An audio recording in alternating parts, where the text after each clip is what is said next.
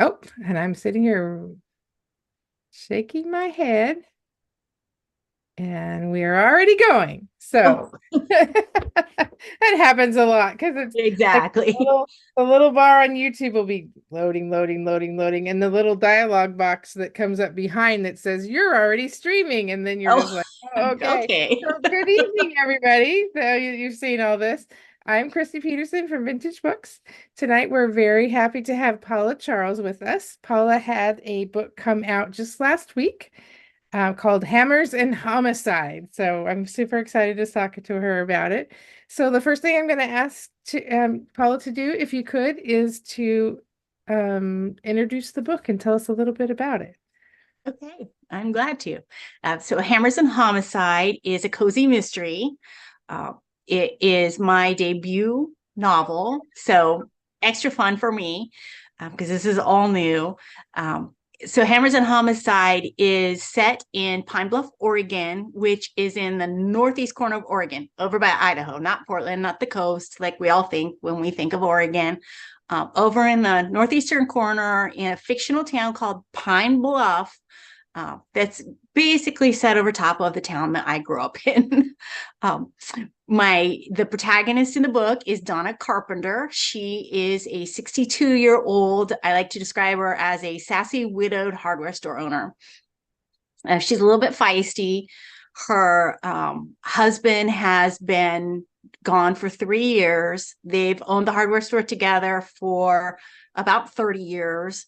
Um, and Bob was also a building contractor. So now that he's gone, his partner has taken over the building contract business, and Donna's on her own in the hardware store. She's still running it. Um, their youngest daughter, they have 3 kids, though they were scattered to the ends of the earth like kids do as they grow up. But their youngest daughter, April, has recently returned home. Donna's pretty sure it's at the prodding of her other 2 kids that somebody needs to go home and keep an eye on mom. Aha. But she doesn't Not care. just She's just me. exactly. She's just happy April's back. She's not. They're not living together, but April's in town. So when Bob was still alive, Donna also had a furniture restoration business that she did on the side. Finding old furniture at estate sales and things, breathing new life into them and reselling them. So April has taken over that side of the business. Plus, she's expanded it for design, helping to, redo tire homes and helping people reimagine their homes. Um, so that's where we're at. There is a historic theater in town that began as an old opera house in the late 1800s. It's been in disuse for a handful of years, and a land developer has come to town to purchase it. And he wants to turn it into kind of a swanky hotel, which the townspeople they're glad it's being restored, but at the same time they're thinking, who's gonna come here to our tiny little Pine Bluff for a swanky hotel? It's kind of crazy. But this land developer that's in town has already made a lot of enemies because he's not the nicest guy. And one morning, Donna finds him dead in the bathroom of her hardware store. So, hammers and homicide. That's basically the. So I'm actually usually the second question I ask is how the book came about, but I'm actually going to push that back a little bit because I'm really dying of curiosity to know why a hardware store. I mean, I love it because I love hardware stores, but I'm super curious what led you to that setting for a cozy mystery. Because my own grandmother ran the hardware store in my town. Nice. Yeah. Yeah. And my grandpa was a building contractor. So, yeah. Oh, I love that. I love that. So do you have memories from being young and being hanging out at the hardware store Oh, where they yes. were working? Yeah. Do you Yeah. have a favorite? Well, I always tell everyone how, we spent a lot of time in the hardware store with grandma. We lived out of town. And so after school, if we had after school activities or whatever, we would go hang out with grandma until somebody came pick us up, or sometimes grandma would run us home. Um, but she was always putting us to work dusting, or my favorite that I like to tell everybody about is counting nails. So she had the old wooden bins of nails, and it Yeah. was a big, tall, like metal container that had different, That would um, it spin? yes, Yeah. Yeah. yes, and it was full of the fasteners, the nails, and the screws and stuff. She would always, claim it was inventory time and put us to work counting nails, but it was to keep us out from under her feet. I realized as an adult. Yeah. I remember that from hardware stores when I was a kid. I just remember being so enamored with, I don't know, there was something about like a giant bin of nuts and a giant bin of bolts that was just like, oh my gosh, this is so Yeah, cool. I have no idea why, but it was really cool. I still like them though, to be honest. So I do too. uh, I found one in a local hardware store in I think it's in the hardware store in Ridgefield. That's old downtown Ridgefield, yeah. and they still have a bin like that. And I had to Oh, take that's pictures of great. it because I'm That's cuckoo awesome. like that. I love that. So we'll go, but bounce back to that question then Sure. of how did this particular book come to be? Because I find that most people who are writing, their debut novel is rarely the first book they ever wrote. So there's always a story about how that particular book came to be and how it got to be picked up. And so I just always love to hear people's publication journeys. Sure. Actually, for me, for fiction, this is the first book I ever wrote. Um, Oh, yay. That's I awesome. know, right? So it all started. I've always been an avid reader, and I always thought in the back of my head it would be great to write, but I don't have enough words. I can't do that. I don't have the skill to do that. And then about 5 years ago, I think. So I'm also an armchair genealogist. I love genealogy.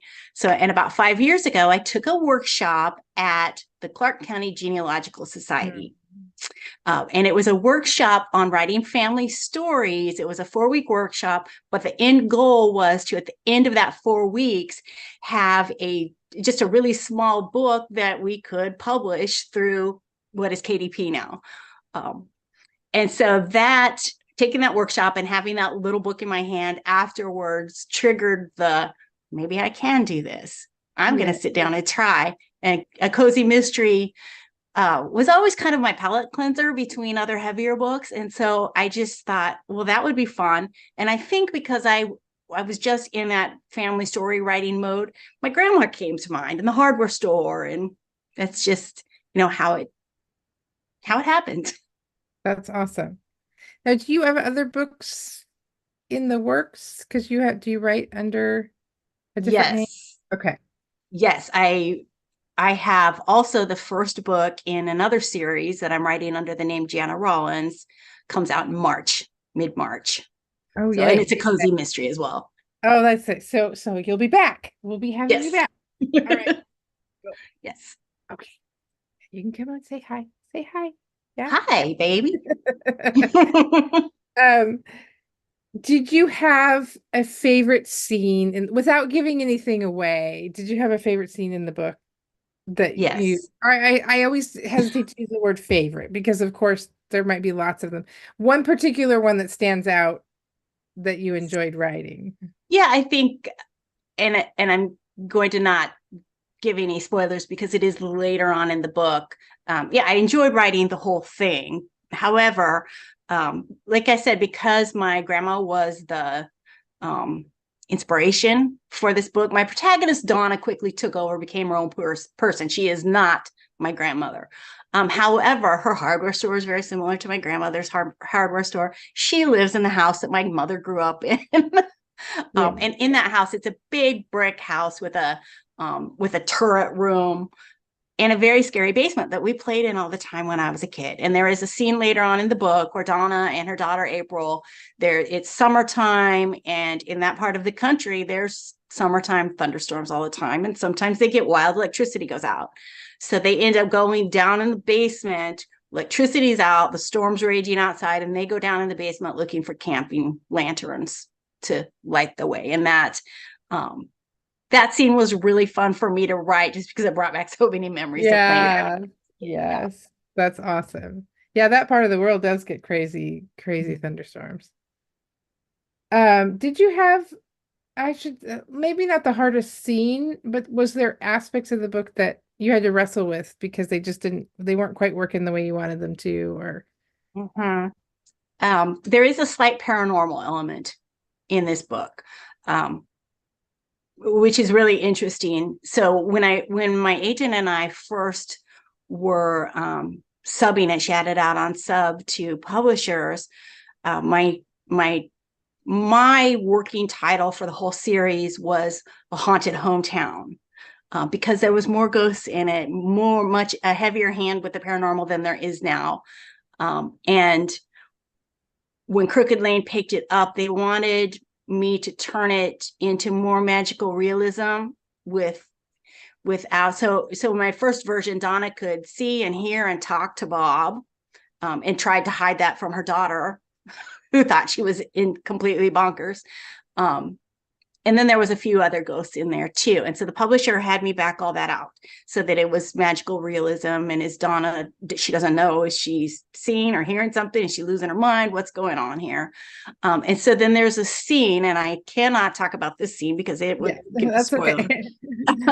that trying to fix that, how they wanted me to fix it was really difficult. I really struggled with it, but Yeah, no, and that's I think that's the interesting part that I think a lot of people don't realize, but we've talked about this on Vintage Books Live before, but it's not something that I think you think about unless you're in the book business, that you see the acknowledgments at the end of the book, and there's always, oh, it takes a village to write a book, da da da da. And I think if you're not a writer or any kind in the book business, you kind of gloss that over, but it really does. Each book represents the writer, obviously, but then there are other people that help shape the story. exactly. Yeah. And and the story often doesn't look exactly like what it did when you first started, just because of that shaping, Yep. because the people, the agent and the editor and whatnot, they'll know the market, and they'll kind of help you massage Well, it.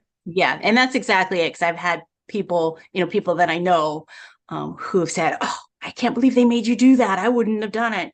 Yeah, Well, I didn't have to do it, but then I wouldn't have had this publisher either. And I figure I'm a debut. I'm brand new to this. They know yeah, what they're talking about. yeah, It's yeah, They know the market. I yeah. don't. Yeah. And I think that what um that's the big difference, honestly, between self-publishing and traditional publishing, is Oh, not that self, self-publishing, there's so many opportunities to take a really good story and make a really good story in self-publishing. But absolutely. when you're in self-publishing, like, you are literally the one that's making all the decisions. And hopefully you're having other people help you, because ultimately it will be a better book. Right. But you also have the weight of, you have to decide everything. And I think the thing about traditional publishing is, yes, there are some constraints, because there's a market, and there's, marketing, and there's acquisitions, and they've got to make the right amount of money and everything. But sometimes I think it's also nice to have Oh, I'm someone so to share sorry. the journey, to share the journey with, and to know, okay, well, I think this might sell better if we do this. And Right. so it ultimately boils down to what you want as a writer. And so, but I'm super excited that it came out in hardcover too. That's really pretty neat. Yeah, So, and that's the publisher is Crooked Lane, and that's their big focus is um, libraries and book clubs and stuff. So yeah, they come out in hardback. that's very, very cool. It makes it pretty. It's kind of special. It's like, It ooh, is. hardcover. Yeah. Um, when, what is your process as a writer? And by that I mean, how do you approach a story? How do you approach a mystery in particular, to keep everything straight in your head so that it makes logical sense?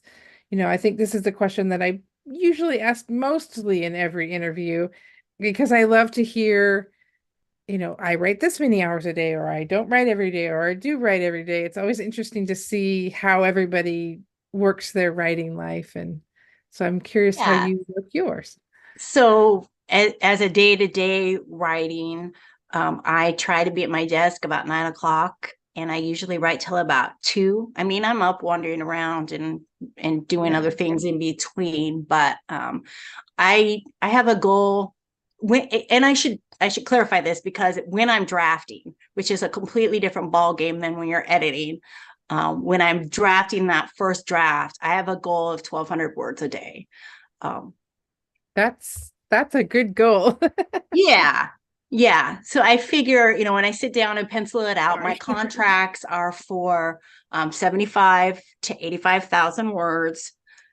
So with that, if I write, and I always say if I write 4 days a week, when general, I usually write 5, but if it's just leaving one open for Yeah, doctor's yeah. appointments or running to the post office or whatever you have to do, um, then I can usually finish in about 3 months, that first draft. So Yeah, yeah.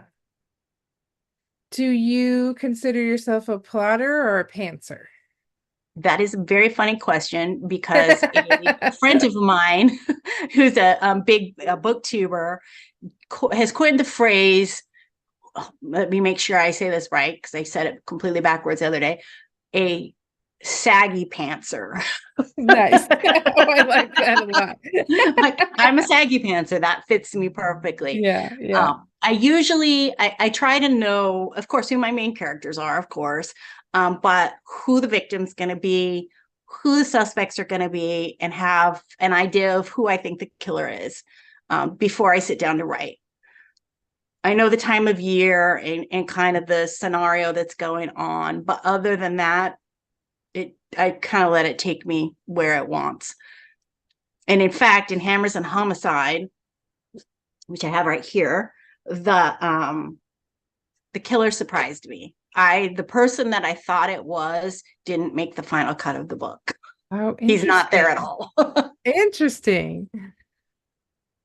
And how does that impact your writing and crafting? Like, do you have to then go back and um change things around because suddenly this person isn't like, did you have to go back and do some fairly heavy editing to address Yeah, that? well, so because this book, like I said, is my first fiction book that I've ever written, I'm going to say I completely rewrote it about 7 times before I even had an agent. And then, Okay, yeah, yeah, so yes, yeah, there was a lot of changing going on. yeah. And I think that's another thing that people often don't realize is that, yeah, you know, I think we kind of do a kids a disservice in school where you write a report and you turn it in and then your teacher marks it and you get it back and then you're done. Right. Or maybe when you get, by the time you get into middle school or high school, maybe you do like one round of revisions and then you're done. And I understand the time constraints. I mean, obviously you can't spend Sure. five Yeah. months on a single paper, but I think a lot of times kids come out with the idea that, oh, well, you write the book and then you edit it and then It's you're done. easy. And most writers I know, they've usually written 2 or 3 books at least before they hit on the one that actually sells. Not always the case, obviously, but a lot of the time. Yeah. And they have rewritten that book any number of times from start to finish, to just to really get it right Yeah. and to get it working. And Yeah. so, And I could have, put it in a drawer and said, okay, this isn't working. Um, but I wasn't done with it. I wanted yeah, to tell the yeah, story.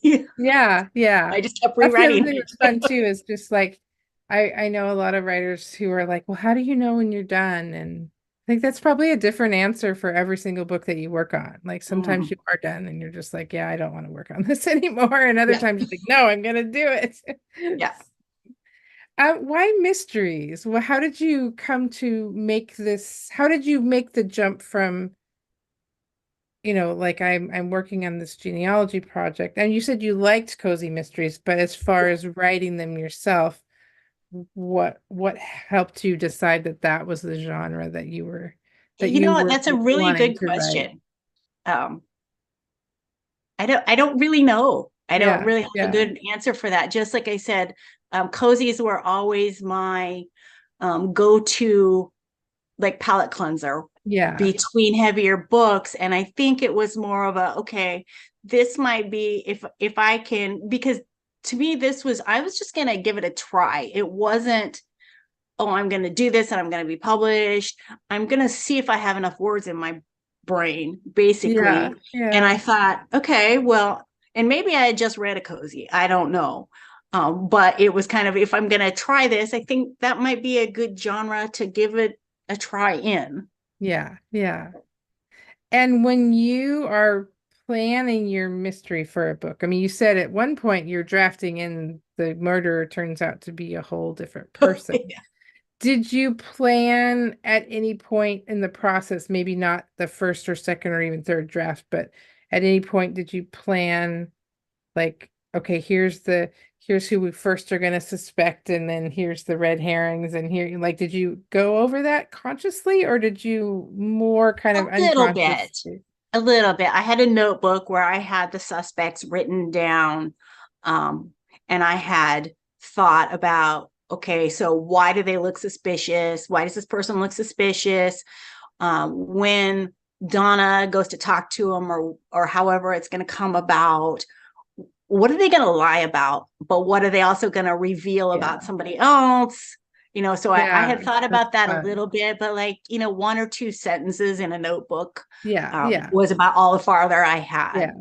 But honestly, that's enough, right? Like if you Yeah, know, okay, this person's gonna do this and they're gonna lie here, which leads to this happening and then right. that Yeah. happening. And I mean, I think, I don't know, I love British mysteries.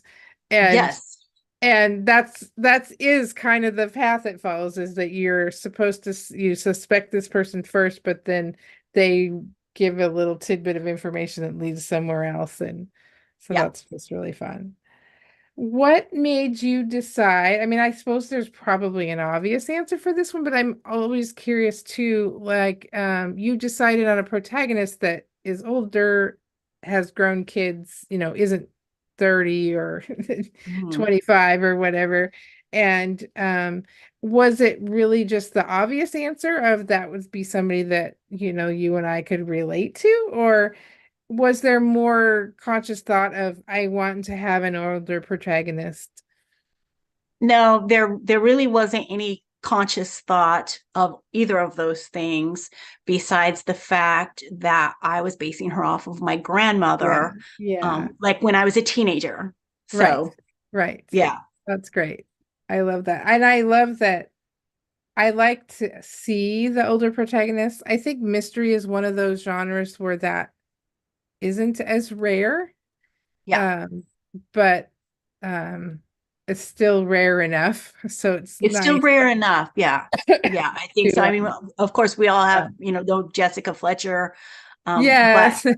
as far as modern cozy mysteries in the Yeah. last, I don't know, 10 years, our protagonists are usually younger than that. Yeah, yeah. There's a I few mean, that aren't, but they're not really, really young. It's not quite as bad as romance where they all are like yeah. 25 and you're just like, Yeah. come on. Well, we're not dead yet. Exactly. But still, like there's still a lot of, maybe 30s, maybe 40s, but you Hmm. get 50s and 60s and then that just really drops off. And Yeah. so I'm always pleased to see some little bit more rep for the rest of us.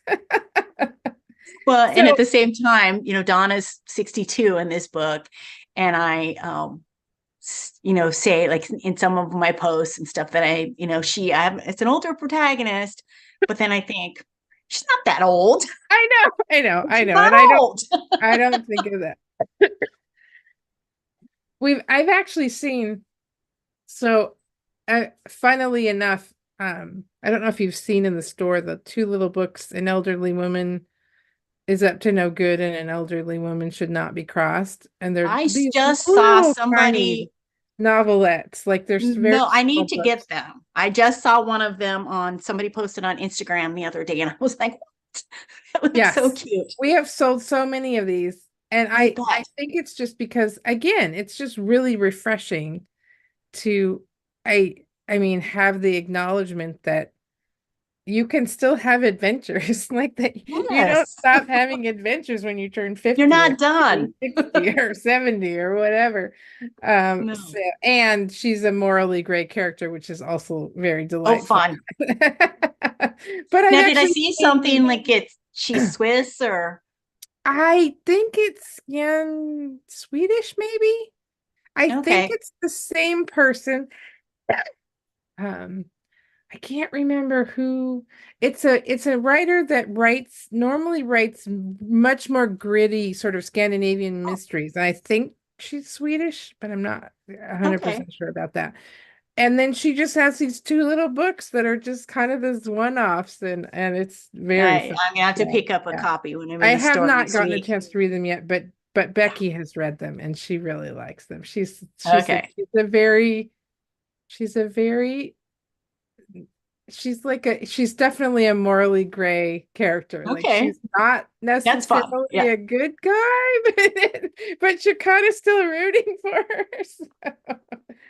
Fun. Uh, but I'll bring this back to you because this is the first in a series. So I'm curious what's in store for Donna in the future. Well, again, another very good question. So, interestingly enough, my publisher, Crooked Lane, only contracts one book at a time. Okay. So they wait to see how it's doing. So I might not know for another couple of months Okay. Okay. whether I get another contract. However, book two is written. It's Good. in my Good. editor at the publishing house's Yeah. hands. So we're hopeful, fingers are crossed. So And buy the book, everybody. buy the book, everybody. Ask the Yes. libraries to get it, buy it, buy it, buy it. Yeah. Yeah. Um, yeah, I do have some backup plans in case they don't Yeah. decide to contract book two. Yeah. Um, we're gonna have books two and three Yeah. somehow, some way. Okay. Okay. It's Good. gonna happen. So it's okay to fall in love with Donna because somehow Yes, we're going to have more of Donna. it's gonna But you happen. said you have books out was it March or May? March. Okay. And that is a different set of books, right? Different, yeah, different publisher, different pen name, different everything. And I was going to mention that that the pen name for those is Jana Rollins, right? Yes, Okay. yes, And are those also cozies? yes. And I'm assuming since it's coming out in March, you're able to talk about the title and stuff. Yes, the publisher, crazy publishing world, how Yes. different each Yes, publisher for is. sure. I actually, if my husband is listening, he's out of town tonight, so he doesn't know this, but I just got the cover art today, like tonight Yay! Oh, that's like for this super. first book. That seems Uh, very late, but you're right. Every publisher it's does all it different. different. So yeah, the first book is called An Scapegoat. It's not up for pre-order or anything yet. Hopefully very soon. I was gonna say we will have it for pre-orders. Yeah. It Hopefully. is not. It Oh. is the first in the Zen Goat mystery series. Oh yeah, I So can't wait to talk to you about this one, but we won't get too far into this yeah, one. We'll yeah. So I'll save just it tell for the you next a quick, interview. yeah, there's goat yoga involved, and my quick tagline for the first book or elevator pitch is a goat yoga instructor accidentally invites a murderer to stay at the family farm. And it's set in New Oh Hampshire. yay. So Okay. It's definitely gonna have to be on our list. Tell me about pen names because that's always an interesting thing is deciding like one of my favorite authors is T. Kingfisher, oh who is yeah. Ursula Vernon, and she picked a pen name because she writes for kids at Ursula Vernon. When she started writing for adults, I think the first couple books she said she did as Ursula Vernon. And then she shares that she started having nightmares about like librarians, like kids seeing that it's Ursula Vernon and being like, and her being in the Yeah. library and having to like run across the room and saying no because it No, has like a you spicy can't scene read in it or that. something. And so she's like, I decided that I should have a Yeah, I kid. can see that. But I'm always curious, like, what made you choose to do a pen name, and like, what made how did you come to choose the name that you did? Well, long story short is because I had two different publishers, I actually sold these contracts or got the contracts, the offers from the publishers 2 days apart. Oh, wow. Yeah, That's exciting. yeah. And my publisher for the Zen Goat Mysteries, I actually got that contract first. And so when I got the contract with Crooked Lane 2 days later, they wanted a separate pen name. They wanted me to write under a different pen name. So that's what we did. Um, Interestingly enough, I had planned to write under Janet Rollins already. And that's just because my last name is Najalik, and it's hard to say and it's hard to spell. Yeah, And yeah. so that was a big reason. But Jana Rollins, my mom's name was Janice, and she always wanted to be a writer. She used to take writing courses and stuff.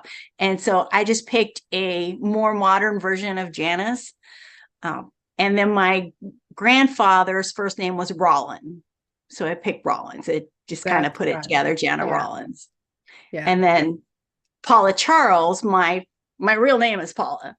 And Charles is my grandfather on my dad's side of the family first name. So Yay. I went with love that. that. I Yeah. love that you get to kind of think about um Yeah. how you Kind want of things to be. honor some Yeah. family Yeah, that's history pretty in the neat. names. So I have to ask, I mean, obviously the town name and the town and everything is fictionalized in this book, but is the hardware store still there? The real hardware store? No, the building is, Oh, which looks a lot like the building here. So yay. they did a good job there. The building is still there, but no, the hardware store has been closed probably since the 80s or 90s sometime. That's a bummer. I Yeah. love the Just old losing hardware my memory. stores. The old hardware stores, the old feed stores, like all Yeah. those kind of older stores were just such Yeah. magical places to be. Yeah. So it's nice that it lives on though in the book. So that's very Yes. cool. So if you could, at this point, actually I before I ask apologize that question- for that noise if you can hear it. It's the dog having a drink. oh, that's okay. I totally can't hear it at all, but for a good cause. So, um, what was I gonna? Oh, Paula will be in the store. I'm very Yes. excited. Um, we've been planning Paula's visit for quite a while. She's going to be in the store February 3rd, which is a Saturday at 1 o'clock. And the super exciting thing is that we found out that L.A. Alexander would be in town that same day, and I was kind of like, oh my gosh, how am I gonna have two events on the same day? And so since they both write cozy mysteries, we decided to have them appear together. So that's gonna be super fun. So 1 o'clock on Saturday, February 3rd. If you're a cozy mystery fan, you definitely should come check it out. We've got Paula's book, a nice big stack. Some of them she signed a few of them, but then we left a few blanks so that if you wanted to get a copy like personalized or something, that you would have the opportunity to do that. And we've got Ellie's books in the store too. Her new book actually doesn't come out until the middle of February, so we won't have that one in store, but we will have order forms for it. But we've got other books in her series. So yeah, I'm super excited to have them both in the store. We will chat a little bit about the books and share, probably do each of them do a short reading. And then they'll be able to meet fans and just say hello to everyone. So that's going to be super fun. Can you let people know how to find you on social media and the web? Yeah. Yeah. My website is easypaulacharles.com. You can sign up for my newsletter from there, which is always great because that can't be taken away from me. I own it. So you can get book news that way. And then I'm on Facebook and Instagram as Paula Charles _ Jana Rollins, author, just to make things complicated. And You can find Jana me on both is places. one N, and Two Jana ends. Rollins is two N's. Two Okay. ends. Mhm. Okay. I know I have to look that up every time and make sure I'm spelling it right. So Yeah. so Paula Charles is exactly how it sounds, and then Yeah. underscore, and then Jana is Janna, and Rollins is Rollins. Yes. Okay. Yes. And yeah, so if you do a search on those, then she will pop up. And other things happening very soon. We also have another author visit coming up this weekend at 3 o'clock on Saturday. David D. Levine is going to be our guest. He's a sci-fi writer. We visited him on Vintage Books Live about 2 weeks ago. And so if you want to catch up on that interview and then come to the event, that would be awesome, or just come to the event. We're going to have his books there too, if you haven't had a chance to pick that book up yet. His book is called The Kuiper Belt Job, and that's going to be super fun too. He is an experienced like con presenter, like Comic Con and World Con and that kind of thing. So um I've been told there might be costumes involved. So he said he's got the whole thing planned. And so I'm just like, yay, come and do the thing. And I don't even have to think about it. So we're very excited for that. If you are loving cozy mysteries and can't get enough, we have Cozy Mystery Book Club. It meets the second Tuesday of the month at 4 and 4:30. The Cozy Mystery Book Club is at 4. And I think they're reading a book called Death by Dumpling. But if you go on the Instagram page, we will have announced it. And then they started a brand new book club at 4:30 called the Magical Mysteries Book Club. Um, and I cannot remember. I can see the cover, but I can't remember what that one's called. But if you go to the Instagram page, we did a post a couple days ago about the different events happening, and that is on there. So Paula's going to be here in a week and a half in the store. Magical and Cozy Mysteries, second Tuesday of February, and David's going to be at the store this weekend on Saturday. So lots of fun things going on. Hope you can join us. Thank you so much, Paula, for joining us. It was super Thank fun to you for talk to having you. me. Yes. And I'm Enjoy. looking forward to seeing you in person very soon. Have All a good right. night.